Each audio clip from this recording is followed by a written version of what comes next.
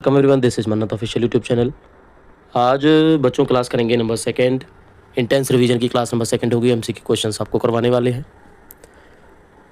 तो देखो, आज की जो क्लास होने वाली है उस क्लास के अंदर आपको डेफिनेटली मिलेगा क्या? उस क्लास के अंदर आपको डेफिनेटली एक कंपाइलेशन मिलेगा डिफरेंट सीसीएस रूल्स के क्वेश्चंस का। और उन सारे क्वेश्चंस के अंदर आज अप्रोच रहेगी हमारी कि एमसीक्यू हम ना कराएं आपको, ठीक है? एमसीक्यू ना कराएं, तो एमसीक्यू नहीं कराएं तो आज क्या कराएंगे? आपको कराएंगे केवल क्वेश्चन एंड आंसर, ठीक है?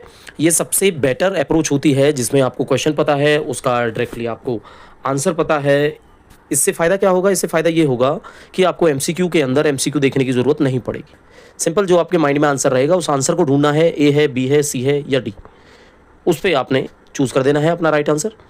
तो क्लास को कंटिन्यू करेंगे। ये इंटेंस रिवीजन का सेशन है। पेपर से पहले दिन तक आपको इंटेंस रिवीजन की क्लासेस हमारी देखने को मिलती रहेंगी, ठीक है?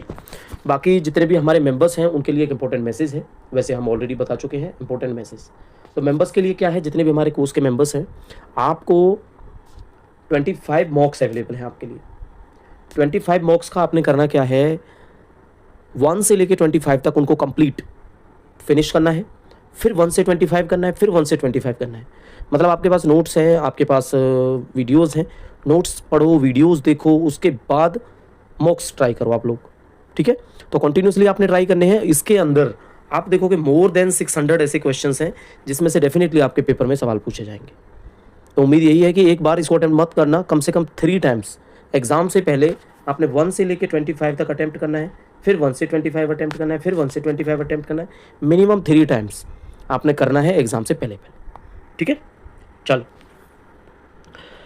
तो क्लास के बारे में ऑलरेडी हम बता चुके हैं। एमसीआरई का एमसीक्यू सेशन होगा, एग्जाम फोकस्ड रहेगा, कंसेप्ट हम आपको क्लियर करते चलते हैं साथ के साथ, ठीक है?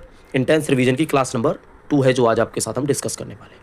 देखो बच्चों, इसके अंदर आपका फर्स्ट क्वेश्चन आता है, CCS rules came into force. तो ये हमने कल भी आपको करवाया था।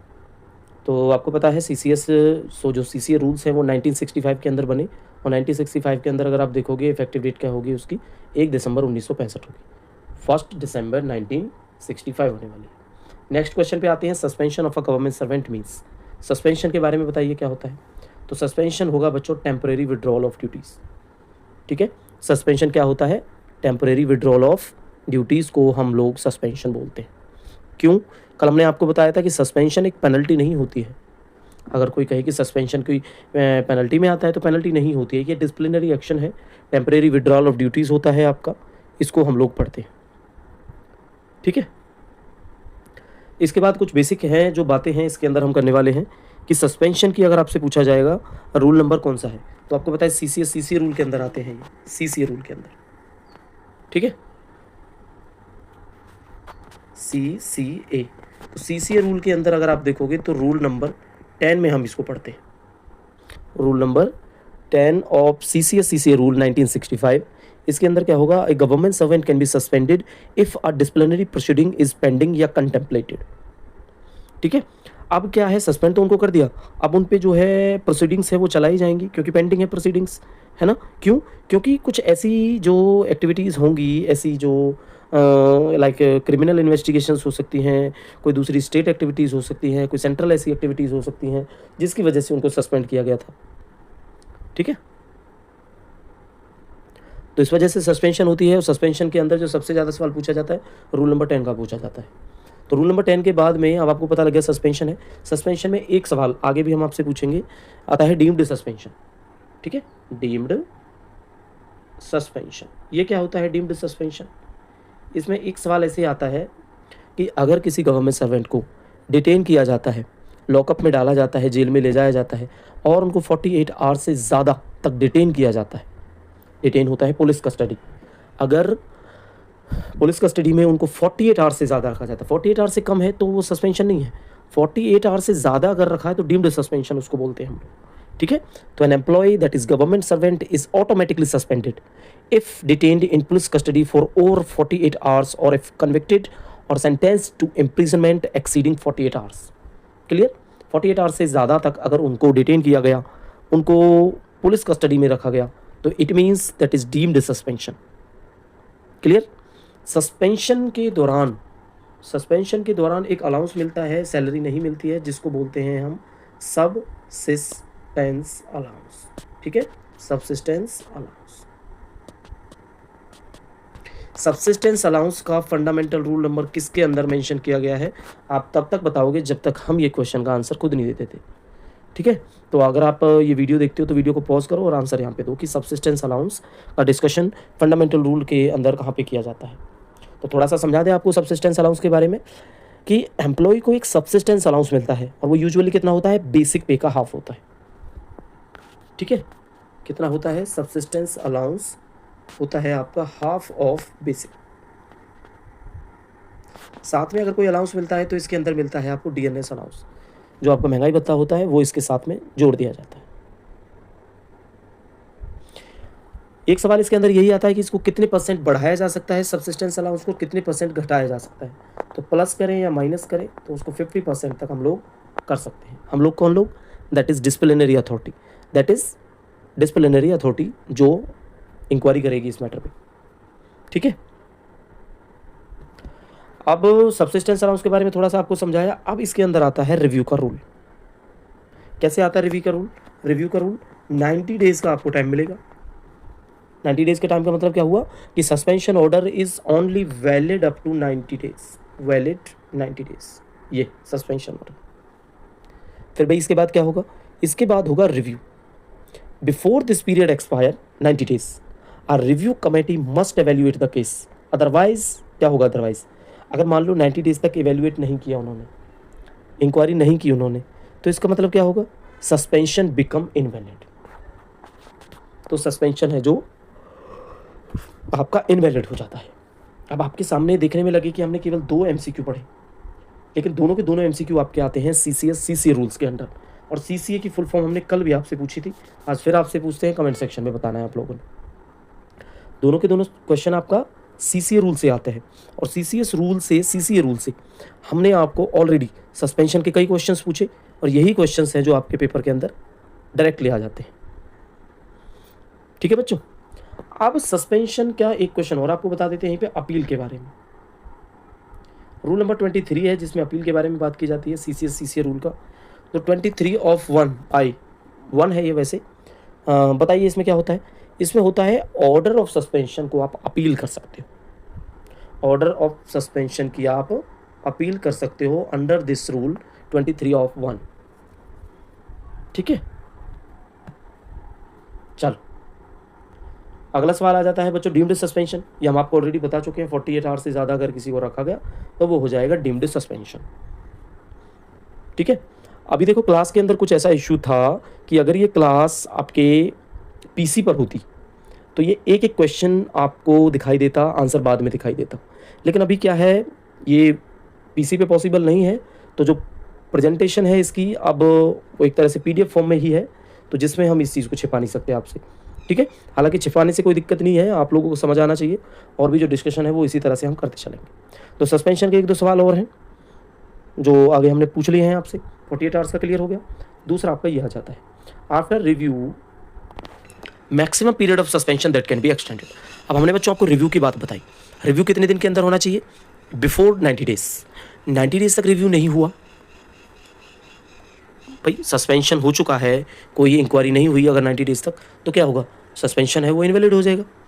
अब ये है कि उस सस्पेंशन को बढ़ाना है, तो maximum period of suspension that can be extended वो होगा आपका 180 डेज।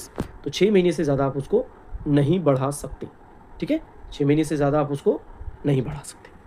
चलो सेंसर की बात करते हैं, ये एक पेनल्टी है। और सेंसर कौन सी पेनल्टी है बच्चों, ये आपकी माइनर पेनल्टी है। फॉर्मल पनिशमेंट होती है, ये रिकॉर्ड ऑफ एडवर्स एंट्री होती है आपकी सर्विस बुक के अंदर, इम्पोजिशन ऑफ पेनल्टी होती है।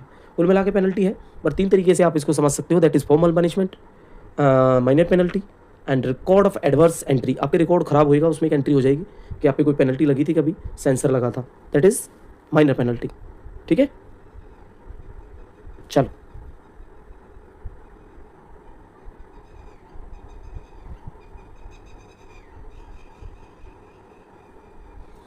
सेंसर के बारे में और तो ज़्यादा ऐसा कुछ कोई सवाल आता नहीं होगा,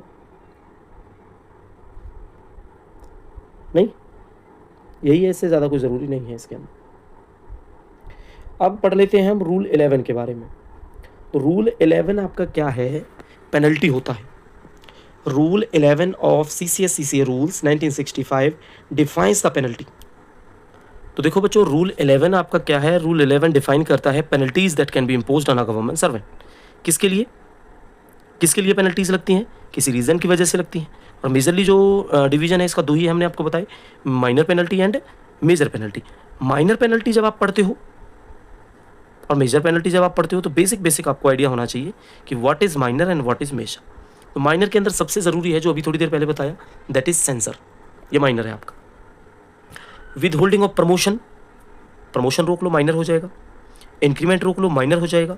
रिकवरी कर लो सैलरी में से, अगर उसकी वजह से कोई लॉस हुआ है तो, एम्प्लॉय की वजह से लॉस हुआ है तो उसकी सैलरी से रिकवरी करो, तो ये माइनर पेनल्टी है। ठीक है। एक ये होता है कि एक टाइम स्केल ऑफ पे के अकॉर्डिंग उसको 3 साल तक आप लोअर सिटीज पे ले आओ सैलरी के, जिसका कोई पेंशन पे इफेक्ट ना पड़े। आपको यही याद रखना है, यही लाइन एज इट इज रहेगी मेजर पेनल्टी के अंदर। Reduction to a lower stage, reduction to a lower stage in the time scale of pay by one stage for up to 3 years without cumulative effect and not adversely affecting pension। अगर यहीं पे लिखा जाएगा with cumulative effect and adversely affecting pension, तो ये आपका major penalty हो जाएगा। इतना सा फर्क है बस इसके अंदर। ठीक है। तो माइनर पेनल्टी के अंदर क्या क्या आता है बच्चों? सेंसर आता है, प्रमोशन होल्ड करना आता है, इंक्रीमेंट को होल्ड करना आता है, रिकवरी आती है सैलरी से, और रिडक्शन होता है विदाउट पेंशनरी जो एडवर्स इफेक्ट है। ठीक है। तो ये है आपका रूल नंबर 11। इसके अंदर कुछ मेजर पेनल्टीज भी आती हैं। तो मेजर में कौन कौन सी होंगी हमने आपको कल बताई, कंपलसरी रिटायरमेंट बताया, रिमूवल फ्रॉम द सर्विसेज बताया, है ना। And removal of the services में एक बच्चे ने कुछ रिप्लाई किया था कल के क्वेश्चन के अंदर, तो ये बिल्कुल उनका राइट आंसर है कि removal from the services not disqualify for future employment. इसका कोई लेना देना नहीं होता फ्यूचर एम्प्लॉयमेंट से, लेकिन डिसमिसल का होता है। अगर आपको डिसमिस किया है तो it means disqualified for future employment. ठीक है। तो डिफरेंस आपने समझना है रिमूवल का और डिसमिसल का। रिमूवल में क्या होगा? Not disqualify for future employment, और डिसमिसल में क्या होगा? Disqualify for future employment. Clear? इसके बाद हम जो क्वेश्चन देख लेते हैं, इसमें आ जाएगा आपका लिमिटेशन ऑफ अपील का पीरियड कितना होता है। तो अपील का बच्चों आपने पढ़ा, अपील के बारे में आपने पढ़ा, क्या पढ़ा अपील के बारे में? कि 23 के अंदर हम अपील के बारे में पढ़ते हैं। किसके अंदर पढ़ते हैं हम अपील के बारे में? 23 के अंदर हम अपील के बारे में पढ़ते हैं। That is rule 23 of CCA। इतना ही लिखेंगे हम आपको समझाने के लिए। ठीक है। और ये कौन सा पार्ट है आपका? पार्ट 7 होता है। पार्ट 7 है ही अपील के लिए। ठीक है।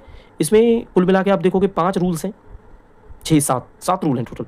5 6 7 रूल हैं 22 से लेके 28 तक। रूल नंबर 22 से लेके 28 तक इसमें जो है अपील के रूल्स हैं, जिसमें ये होता है कि ऑर्डर के बारे में है, अपीलेट अथॉरिटी के बारे में है, period of limitation of appeal के बारे में भी है। तो period of limitation of appeal exact अगर रूल की बात करेंगे तो रूल नंबर हो जाएगा, अपील का तो होगा 23, अपील आपका 22 23 में आता है, लेकिन period of limitation of appeal का आ जाएगा आपका रूल नंबर 25 रूल नंबर 25। तो यही आंसर बनेगा आपका कि 45 डेज होता है। कितना होता है बच्चों? 45 डेज आपका होता है। ठीक है। Can allow for personal hearing in major penalty cases. तो कौन अलाउ कर सकता है पर्सनल हियरिंग होगी मेजर पेनल्टी केसेस में? तो देखो, पेनल्टी का अगर कोई भी लेना देना है तो ये सीधा का सीधा काम जो है सारा का सारा डिपेंड करेगा आपका अपीलेट अथॉरिटी के ऊपर। जिनको आप अपील करोगे उन पर ही डिपेंड करेगा ना। तो appellate authority can allow for personal hearing in major penalty cases. इतना आपने याद रखना है, आपके पेपर के पॉइंट ऑफ व्यू से इतना सफिशिएंट रहने वाला है। ठीक है। चलो एक छोटा सा क्वेश्चन आपसे पूछ लेते हैं, आपने जवाब देना है। सस्पेंशन का रूल नंबर बताना है आपने। क्या करना है? सस्पेंशन का रूल ऑफ सस्पेंशन अभी थोड़ी देर पहले बताया था। अगर अच्छे से क्लास देख रहे होंगे तो आपको पता होगा। इसके बाद बच्चों बहुत अच्छा क्वेश्चन आ जाता है, rule under which a government servant permitted to undertake journey to a station other than headquarter and claim TA. उनको ट्रैवलिंग अलाउंसेस मिलेगा, और उनको किसी ऐसे स्टेशन पे जाना है जो हेडक्वार्टर को छोड़कर है, तभी तो मिलेगा ट्रैवलिंग अलाउंस। क्योंकि 8 किलोमीटर के दायरे तक तो आपको ट्रैवलिंग अलाउंस काउंट ही नहीं होता आपके हेडक्वार्टर से। उससे ज़्यादा आप अगर डिस्टेंस ट्रेवल करते हो तो आपका बनता है। तो इसका जो सप्लीमेंट्री रूल है वो है आपका 154, दैट इज़ 154। ठीक है। कितना है? 154 है। सब्सिस्टेंस अलाउंस का थोड़ी देर पहले हमने क्वेश्चन पूछा था आपसे, जब आपको बताया था कि कितना होता है सब्सिस्टेंस अलाउंस आपका, हाफ ऑफ बेसिक पे होता है, प्लस में DA इसमें मिल जाता है, और इट कैन मैक्सिमम इंक्रीज और डिक्रीज बाय 50%। 50% तक हम इसको आफ्टर रिव्यू घटा या बढ़ा सकते हैं। तो सब्सिस्टेंस अलाउंस अगर फंडामेंटल रूल में बात करेंगे तो फंडामेंटल रूल नंबर 53 के अंदर आता है। किसके अंदर आता है? 53 के अंदर आता है। सब्सिस्टेंस अलाउंस का पूछा था आपसे 53, सस्पेंशन का पूछा था आपसे रूल नंबर कौन सा है, तो रूल नंबर 10 के अंदर आता है आपका, रूल 10 ऑफ CCA रूल्स। ठीक है, चलो ये हुआ सस्पेंशन कितने दिन तक घटाया जा सकता है, बढ़ाया जा सकता है, या तो ये ऑप्शन मिलेगा या ये मिलेगा, दोनों का मतलब सेम ही है। 180 डेज आपका 6 मंथ्स होता है। चिल्ड्रन के लिए जो एजुकेशन अलाउंस मिलता है, हॉस्पिटल सब्सिडी, सॉरी हॉस्पिटल नहीं, हॉस्टल सब्सिडी, हॉस्टल की जो सब्सिडी मिलती है वो कंकरेंटली दी जाती है। कब से? तो ये 1 जुलाई 2017 से मिलता है। 1 जुलाई ऑफ 2017 से आपको CEA एंड हॉस्टल सब्सिडी है जो कंकरेंटली गिवन होता है। और इसका बेसिक से क्वेश्चन हैं कुछ, आप अगर एक बार पढ़ोगे तो डेफिनेटली आपको समझ आ जाएगा, उसमें ऐसी कोई कन्फ्यूजिंग आपको नहीं लगेगा। ठीक है,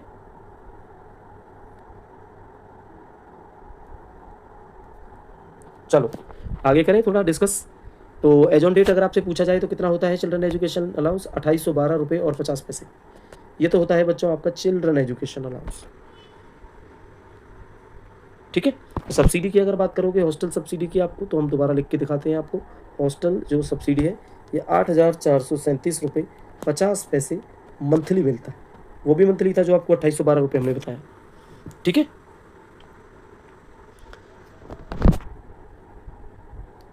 चलो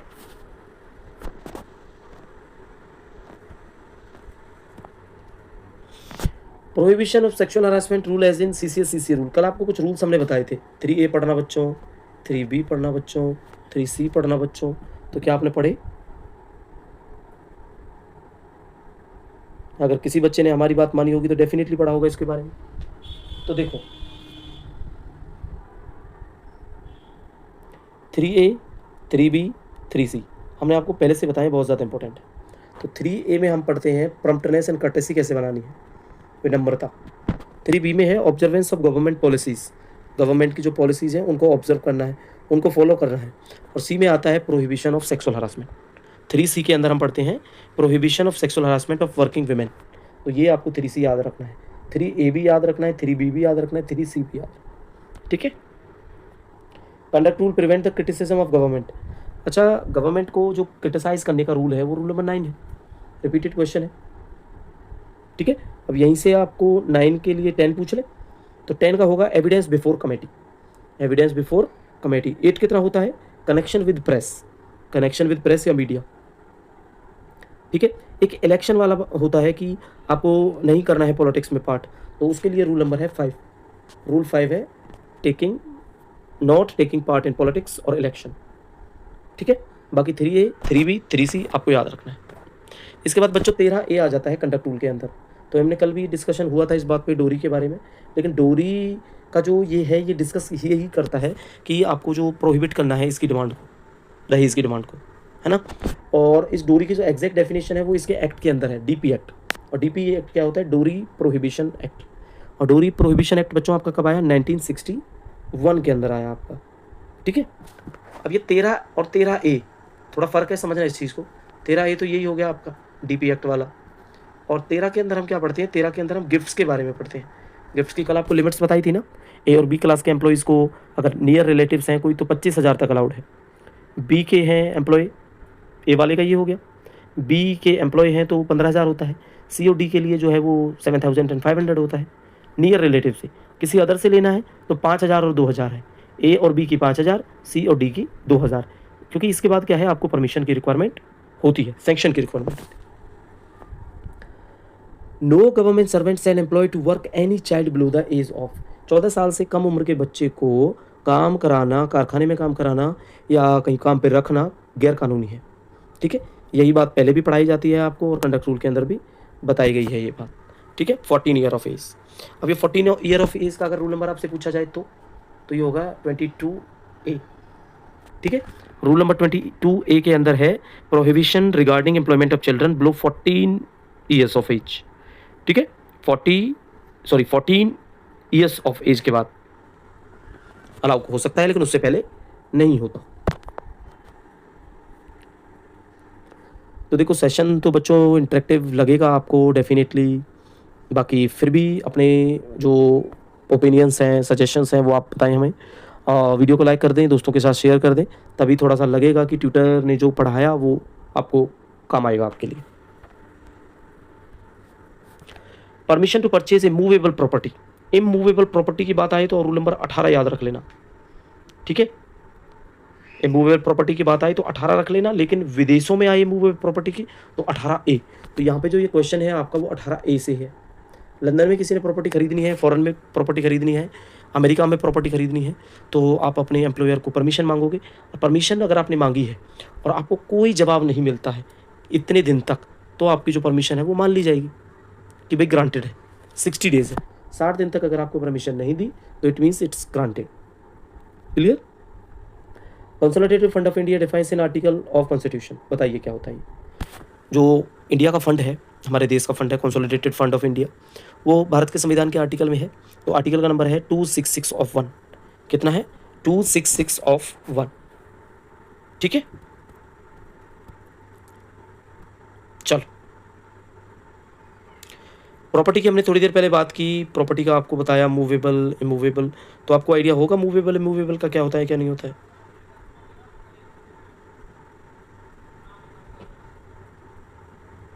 होगा बच्चों, नहीं होगा?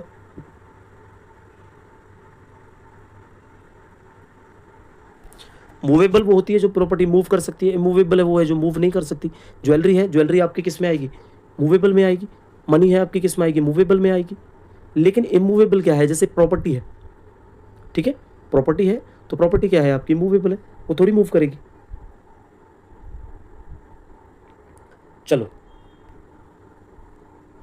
इसके बाद क्वेश्चन आ जाता है PFMS। इसकी फुल फॉर्म आपसे पूछी जानी है तो पब्लिक फाइनेंशियल मैनेजमेंट सिस्टम। या आपका डेलीगेशन ऑफ फाइनेंशियल पावर में मिलेगा आपको, या GFR के अंदर ये क्वेश्चन मिलेगा आपको, ठीक है। PFMS का क्वेश्चन किसके अंदर मिलेगा आपको? GFR के अंदर मिलेगा, या फिर मिलेगा आपको डेलीगेशन ऑफ फाइनेंशियल पावर्स के अंदर। चलो, थोड़ा सा वैसे इससे ज़्यादा नहीं पूछा जाता इसके बारे में, बट अगर आपसे पूछा जाए तो एक फाइनेंशियल मैनेजमेंट प्लेटफॉर्म है फॉर ऑल प्लान स्कीम्स। जितने भी प्लानिंग के डेटा हैं, अगर उसके हिसाब से देखो तो ये उसके लिए ही बनाया जाता है, PFMS पोर्टल। चलो, maximum limit of government guarantee to considered for the project loan. पता है ये प्रोजेक्ट लोन के लिए कितनी जो मैक्सिमम लिमिट है गवर्नमेंट गारंटी की, वो है बच्चों 80%, 80% ऑफ प्रोजेक्ट लोन, ठीक है।